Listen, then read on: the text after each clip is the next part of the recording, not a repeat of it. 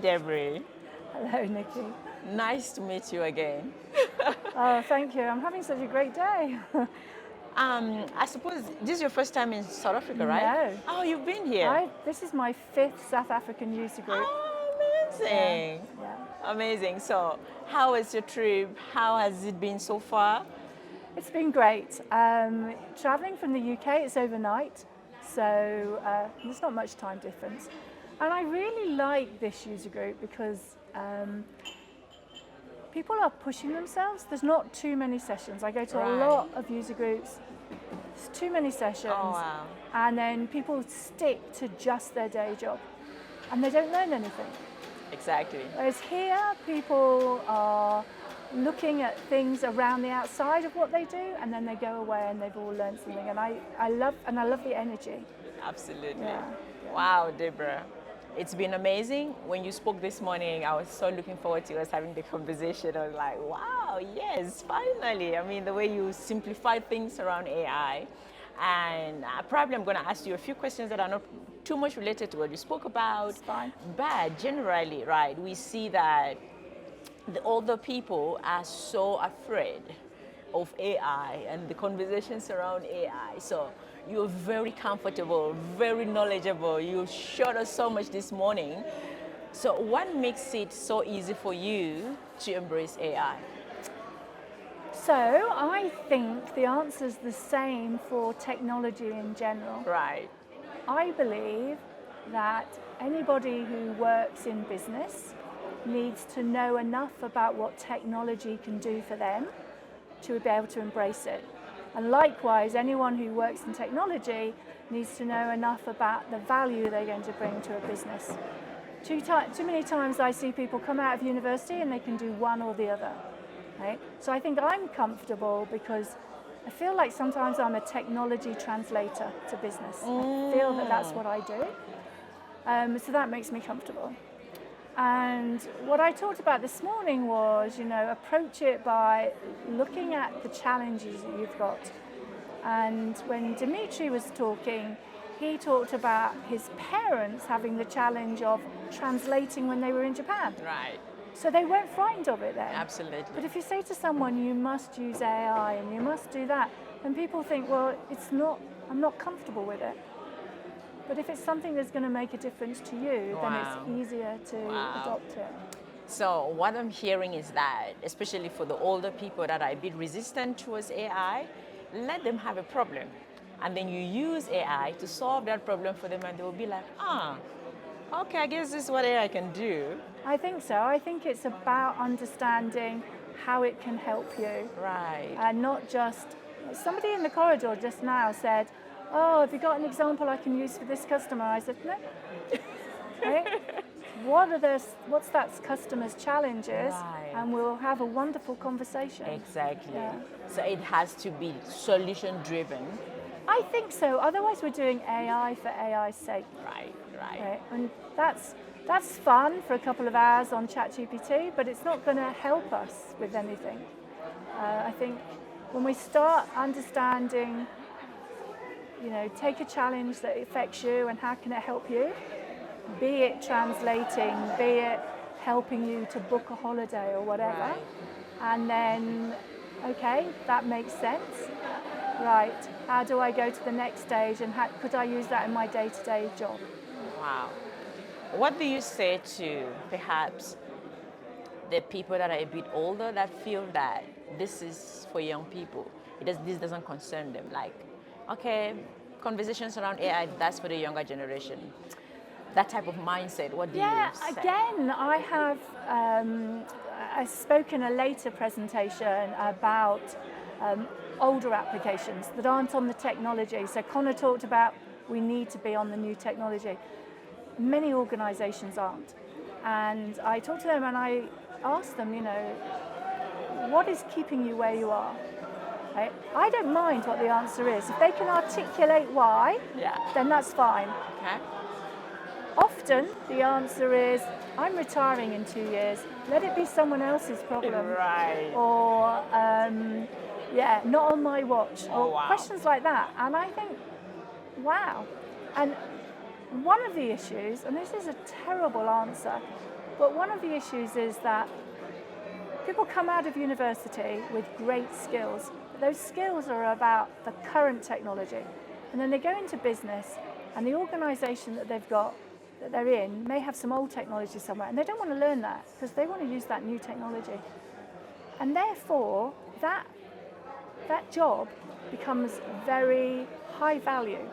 And so older people can make good money by staying with old-fashioned technology. Wow, I see. And, you know, I could be in that age group. I am in that age group, but I could be in that situation. You definitely have a different mindset. Yeah, I don't want us to be frightened of technology. Right. I don't think it's so much, in business, it's not so much about being frightened with it. It's either it works, leave it alone, or there are other competing things for investment. And if you don't recognise what challenges can be fixed, then you're not going to recognise the value for it. And so it will be, we can't afford it. Right? Whereas if you could recognise the challenge, it might be worth that investment to remove that challenge. So in business, it's not that people are afraid. They might be afraid about how their end users might accept it. You know, governments say, oh, you know, people aren't going to like that, they're not going to do that, or it will break rules. But they haven't actually looked, and they couldn't quantify that. It's just a gut feeling that says it's not for us. Wow. So in some way, there is complacency. I suppose that's a term that you could use. Right. I think I don't know. It's almost an excuse that says I'm not ready for it. Therefore, I'm going to say it's not for us. It's not going to add any value or whatever. Rather than being able to articulate for this reason, it doesn't make sense. Right. And I find that quite sad. Right. And there are some times when the conversation is, you know, I say, give me a challenge, and they say, no, okay then, right, we're going to do something. I'm sure you've got this challenge because everybody has this challenge. Let's do that one, which isn't the way I want to approach it, but it's the way that I do approach it because otherwise they're never going to get past that first stage. Right, right. Yeah. Wow. As you're talking, I'm thinking around this business term that people used to say, that if it's not broken, don't fix it. So I just gave a presentation about the old technology. Right. And so the presentation, and it was the basis of my keynote last year. But the presentation was around what questions should you be asking yourself? And the very first question is, does it work today? Does it do what you need it to do? Okay? And is the cost of maintaining it and running it acceptable to your organisation? And if the answer to those two is a definite yes, then that's not a problem. Okay. You shouldn't be forced to do something. Maybe speed as well. The question around speed, does it deliver the time in the time frame you want? And in some organisations, it does. Right? There's no one simple answer. Right. To me, it's how you articulate that answer that's more important. If you can tell me, I'm only using this technology to do this one thing, and it moves this to there, and I sum it at the bottom, and it still does that for me, then that's fine. And that's a good answer. Right. If you say, oh, well, we're not ready for change, or we've always done it this way, that is not a good answer. Right.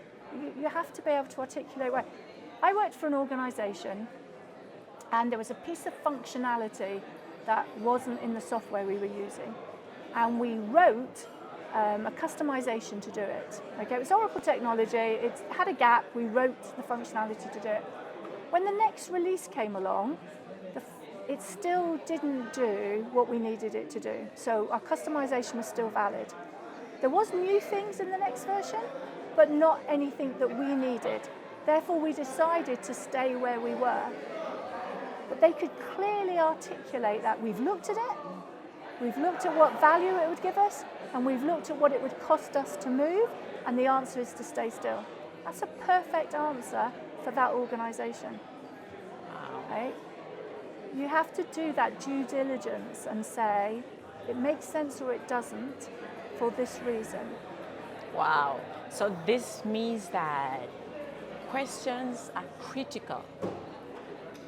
We ask the Asking question the right why. questions, yes. We ask the question why, and then that's the end of it. Right. We should be saying why. Well, you do give me the answer. I should say, why did you say that? Why? What was the reasoning behind that? Right. And that critical thinking Right. is, that's key to the jobs that, IT departments, consultancies do, is getting to the nub of the problem. Not, if someone says, this functionality doesn't work, and say, well, why doesn't it work? Okay, you could do this. Yeah, but that's not good enough. Why isn't it good enough? What's the big problem here? What's underneath? Oh, well, it's the timing. We've got this very tiny window. Right, so let's deal with the speed. Right. That's not the problem, the speed is the problem. You have an answer, it's not fast enough. Yes. Okay? But you didn't get that from the first question. What's the problem? It's Exactly, not working how I wanted it to. exactly. You have to keep on probing till you understand the thing that you can make a difference to. Wow, that's really a brilliant way to approach it. You're amazing, Debra. So, there was something you mentioned during your keynote. I was trying not to focus again on the keynote, but there was something you mentioned, right, and which really got my attention around the human in the loop. I even highlighted it when I went on stage. So it was so unique. I've never heard it articulated like that, how a human should fit in the loop, where you mentioned around giving an agent the responsibility, could do the research, could do the strategy, but the execution should be human. So if you can expand on that, I would really love it. So from a very simple point of view, if we're using ChatGPT and we want it to rewrite our CV, let's say, okay, it will give you an answer and you could just accept it, right? But the reality is that our mind wants to check that it was giving what we expected, Right. and that there isn't an error in it, okay? And that's human in the loop, because otherwise there would be it would just be published straight away. And in business, it's the same. Did we ask the question that the AI gave us the answer to? Was it the right question? Yes. If our prompt is incorrect, then the answer will be incorrect. If the information that it's searching on doesn't have the answer, it's going to generate an answer, and that answer might not be correct. And so when you're building an agent in the Oracle application, you have this option to say, a human in the loop. So I want you to do this amount of work, and then I want a human to check it or to finish that process off, and then it might pass it back to the agent. And initially, a lot of that is, I'm just not sure, I want to check. And some of that will go away. Some of it will say, actually, the 99 times I've checked that, I've never changed it, so we don't need the human there. But sometimes it will carry on. And sometimes it will be that the end customer needs that human confirmation. Right? If a doctor is using AI to do diagnostics work, that's brilliant, right? But we still want a real doctor to check it at the end. Absolutely. Okay? So that's the human in the loop. I absolutely love that analogy. Wow, Debra, thank you so much for sharing so much knowledge with us today. So, what do you think is your last maybe word for our audience today? What do you think you can add, that you haven't said? I've had the privilege of being here. I said it was my 5th visit to the South African Studio. I've had that privilege because I'm part of the Oracle ACE program. Mm-hmm. And the ACE program is Oracle's advocates program, so I don't work for Oracle. They check that I know what I'm talking about, but they don't tell me what to say. Oh, great. Many times today I said things which aren't on the marketing session. But it's not about being good at what I do, it's about sharing that knowledge. That's what the advocates program's about. So what I'd like is more people in South Africa to step up and say, I've got something to share. So that you don't need people from overseas, because there are clever people here. Of course. And now, but we need Yeah. you. We need this global knowledge that you have. What you need, yes, but you also need encouragement to step up. Right. Because I also think that looking at things from the South African perspective and from the perspective from Europe and other parts of the world, it's critical to be able to know how to adopt or navigate these times perfectly instead of just zooming in And within I think the continent. none of us understand a message when you've heard it once. Yes. You need to understand it more. Absolutely. You go to lots of these conferences, I'm sure every time you come away with another learning. Absolutely. Right? So, and it's good to have that perspective from people that you haven't heard before. But yeah, I want people to step up and be part of it, be part of the conversation. I will learn from the conversations in the corridor. Absolutely. Yeah. Debra, thank you so much for coming to share your insight with us. This has been so wonderful. And thank you for giving me the time. Thank you so much. Absolutely. Thank you.